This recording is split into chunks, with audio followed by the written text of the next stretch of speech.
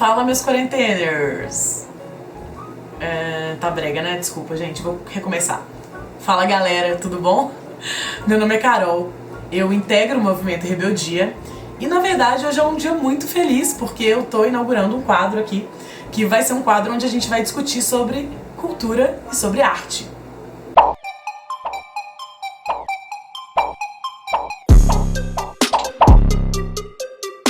Pois é, galera, e nesse momento aí que a gente tá na pandemia, consumindo entretenimento pra caramba, Netflix adoidado, vendo muito filme, enfim, consumindo arte e cultura de uma maneira até anormal, né, pro nosso dia a dia, eu acho que é uma ótima oportunidade pra gente, inclusive, discutir sobre política também em outros âmbitos.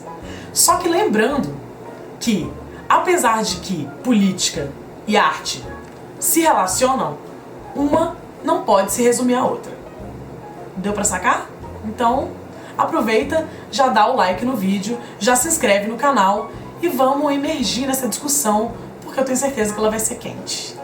E pra começar essa discussão, já com essa efervescência política, arte, essa polêmica toda, o curta-metragem que eu escolhi é exatamente um, bem político inclusive, que tem um background bem político, do Jean-Luc Godard, chamado Je vous salue Sarajevo, cuja pronúncia eu não sei se estou fazendo corretamente.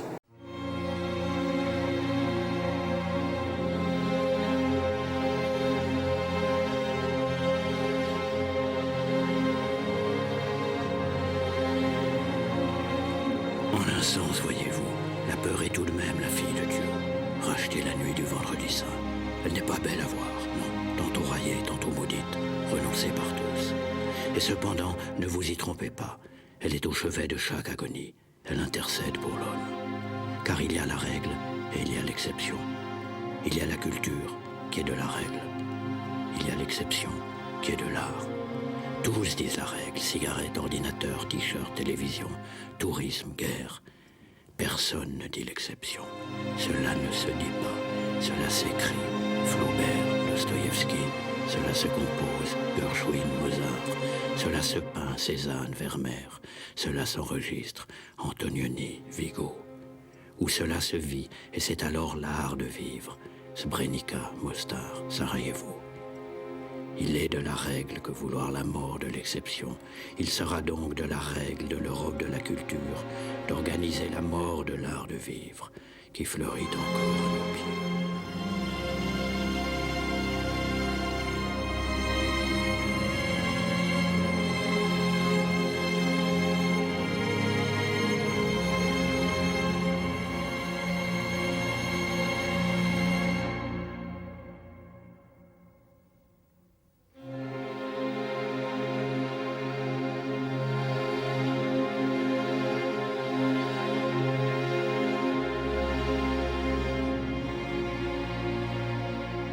Quand il faudra fermer le livre, ce sera sans regretter rien. J'ai vu tant de gens si mal vivre, et tant de gens mourir si bien.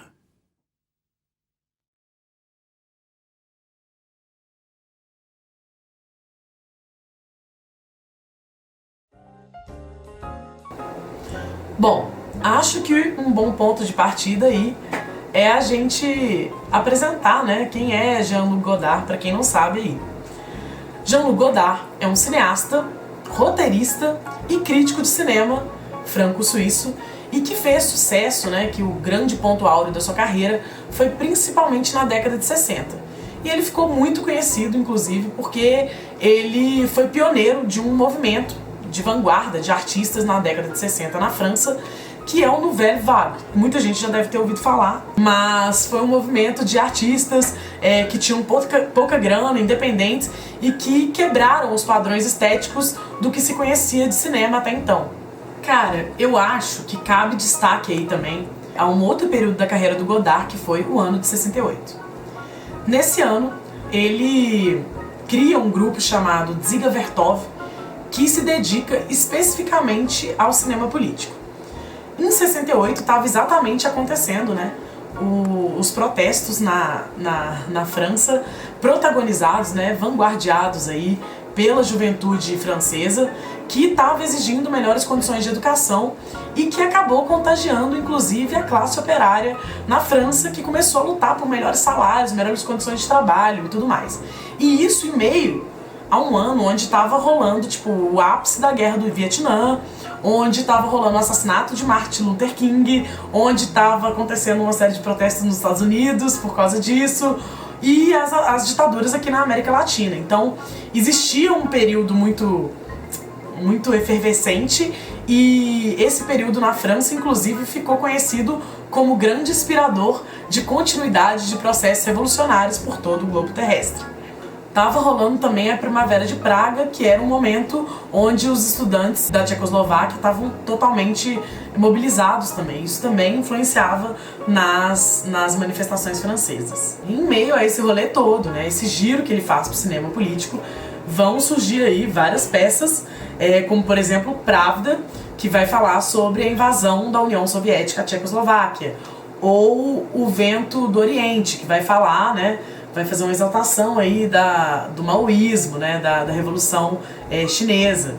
E vai ter outros filmes também, exaltando as guerrilhas da Palestina, enfim. Ele vai ter esse cunho bem admirador, inclusive, do maoísmo, assim. Passa a ser uma característica forte do cinema do Godard. Cara, então, já falamos aí sobre o Godard, né, acho que já deu pra dar uma contextualizada aí em qual que é a pegada dele. E acho que a gente já pode então partir para a análise do curta-metragem em si. Só que antes da gente partir para isso, e aí eu vou falar os 3 pontos que eu vou usar para analisar esse curta, eu queria dizer que eu não tenho a pretensão de engessar a interpretação de ninguém desse curta-metragem. Inclusive porque eu acho que tanto a estética dele quanto o discurso dele trazem muitas reflexões pra gente. Pelo menos eu gosto muito desse curta-metragem. Eu acho que ele me causa muitas sensações, assim, e muitas reflexões também. E acho que entender o plano de fundo, quer dizer, o que inspira ele, o que tá por trás, na verdade só vai ampliar ainda mais o entendimento e a sensação que esse curta vai promover na gente, certo? Então a minha pretensão, na verdade, é mais dar elementos do que necessariamente... não sei, do que necessariamente enviesar uma interpretação ou alguma coisa do tipo, certo? Então, dito isso, eu vou dividir então essa análise desse filme em 3 elementos. O primeiro é o que de fato é o filme, o que é aquela imagem ali, literalmente. Vou falar mais ou menos sobre o que é isso. O segundo aspecto é a história que está por trás dessa imagem, né, que tem um contexto, aquela imagem. E o terceiro aspecto do filme é sobre o discurso do filme, aquilo que está sendo escrito e falado ali, certo? Vamos começar então. Bora, que eu já tô ficando ansiosa nesse negócio. Cara, quem viu, viu, quem não viu, né? Mas muita gente não vê, não percebe isso. O filme é nada mais, nada menos do que a gravação de uma fotografia que vai pegando pontos dessa fotografia e depois junta tudo e mostra a fotografia inteira. E depois é uma outra fotografia de uma pessoa, de uma mulher, né, vomitando e tal. Uma cena bem forte, na verdade, né? E onde ele vai fazer aí várias metáforas que eu vou falar no terceiro ponto. Mas o fato é que é uma fotografia mostrando uma cena violenta, provavelmente ambientada em Sarajevo, ok? Esse primeiro ponto já acabou. Vamos pro segundo ponto, que é um pouquinho mais longo. Pois é, galera, e o que é esse segundo ponto, né? Qual que é o contexto dessa fotografia? O que tá acontecendo lá pra ter um guardinha massacrando a cabeça da senhorinha no chão? O contexto dessa imagem é a Guerra da Bósnia, que aconteceu entre 1992 e 1995. Agora eu vou falar aqui rapidinho sobre o que foi esse conflito. A Guerra da Bósnia foi um conflito que aconteceu pela independência da Bósnia. E ela envolveu os 3 principais grupos étnicos que existiam na região, que eram os croatas, os sérvios e os bósnios. O saldo da guerra, né? Além da destruição material que foi absurda, foram de milhares de mortos, deixou aí de 100 a 200 mil mortos. E o conflito foi marcado pelo processo de limpeza étnica promovido pelas forças sérvio-bósnias contra a população bosníaca, que eram os bósnio-muçulmanos. O que antecedeu aí esse processo? A Iugoslávia, após a Segunda Guerra Mundial, integrava vários países, certo? Que eram a Sérvia, a Croácia, a Eslovênia, Montenegro, Macedônia e a Bósnia-Herzegovina. Durante a liderança de Tito, a região ficou unificada e coesa politicamente até a sua morte em 1980. Após a morte de Tito, a aparente harmonia que existia entre as diferentes etnias começou a ruir. Junto a isso veio também o colapso da União Soviética e do Bloco Socialista em em 1991, que acabou sendo o fator definitivo que causou a fragmentação da Iugoslávia e a consolidação das hostilidades entre todos os povos que ali habitavam. E é dessa forma, né, que esse massacre se instaura na Bósnia e que inspira aí o Godard a fazer esse filme. Ele também cita, inclusive, outras regiões que sofreram massacres bizarros, né, que é a região de Srebrenica, Mostar e, claro, a própria Sarajevo, que dá nome ao filme. O terceiro e último ponto é esse em que a gente vai analisar os elementos do discurso, né, do que está sendo passado no curta-metragem, que são, né, que é a fala, é aquilo que ele diz. E que a gente também vai comentar um pouquinho sobre quem eram esses artistas aí, né, que ele coloca como sendo a exceção à Europa cultural. Um dos músicos que ele cita, por exemplo, né, é o Gershwin, que na verdade fazia música popular, inclusive, nos Estados Unidos ali. Ele inclusive inspirou várias pessoas, vários cantores da época, como por exemplo Frank Sinatra, que fez releituras da sua música e tudo mais. E ele era um grande compositor de jazz. Ele também fazia peças e concertos clássicos, mas ele tinha essa característica também popular. Ele também cita alguns cineastas, né, que criticavam a alienação, que tinham um caráter também bem vanguardista na maneira de fazer cinema e que inclusive inspiraram o Nouvelle Vague. Ele cita, por exemplo, também escritores que envolvem nas suas obras vários aspectos do ponto de vista psicológico, psicanalítico, filosófico, que discutem, né, sobre a moral das pessoas também, como é o caso do Dostoiévski.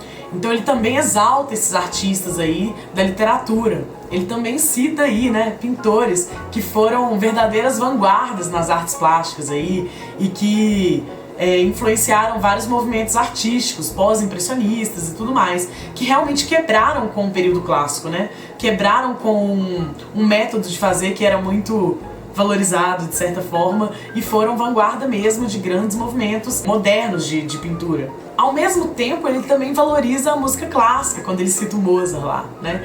Então ele vai aí exaltar vários artistas que são muito únicos e que foram vanguardas também às suas épocas. Isso dentro de uma época, né, que a escola de Frankfurt, na Alemanha, tava, né, tipo, falando que estava fazendo análises marxistas, né, se escondendo por trás de uma análise marxista que, na verdade, é deturpada, para falar que arte era só o que era clássico. Quer dizer, falar que o jazz era tirar elemento da música clássica, empobrecer e alienar o trabalhador. Falando que o cinema também é só uma maneira de se passarem, né, padrões, né, de vida, de herói e etc, para que o trabalhador se aliene, não veja a própria condição em que está, e sim que ele idealize aquele personagem, aquela personagem da televisão. Né? Então, em meio a tanta crítica à indústria do cinema, à indústria da música, enfim, há várias coisas aí, né? A crítica ao padrão de uma forma geral, né? A crítica à indústria cultural proposta por Adorno e Horkheimer, o Godard bate um pouco nessa galera, né? Quando ele fala aí que dá pra valorizar tanto o que é clássico quanto o que veio, inclusive, a partir do clássico, ou quanto o que simplesmente é novo, né? Então acho que tem um caráter também crítico do Godard em relação a isso. E assim, né, gente, é interessante inclusive a gente ver como que as vanguardas uma hora se tornam tradição, né? E parece que o Godard era uma pessoa bem aberta a isso, assim.